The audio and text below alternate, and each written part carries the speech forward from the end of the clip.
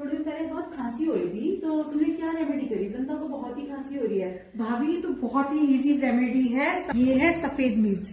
देखिए ये सफेद मिर्च है, काली मिर्च की तरह ये सफेद मिर्च किसी भी ग्रोसरी दुकान पर मिल जाएगी आपको। मैंने उसके साथ सफेद मिर्च ली है। मिल रही है तो आप काली मिर्च ले सकते हैं, पर सफेद मिर्च इसमें बहुत इफेक्टिव है। ये है धागे वाली मिश्री, या जिसे हम कहते हैं मोटी मिश्री। हमें मोटी मिश्री ही लेनी है, सिंपल मिश्री नहीं लेनी है। और ये है 1 से 1.5 चम्मच मिलाई। सफेद मिर्ची ली थी उसे भी मैंने क्रश कर लिया है, और जो धागे वाली मिश्री थी उसको भी क्रश कर लिया है। जो ये मिलाई है इसे बिल्कुल पकते हुए डालना है, बहुत जब गर्म हो जाएगी तब हम इन दोनों चीजों को मिक्स कर लेंगे। मिलाई इसमें हम डाल देंगे।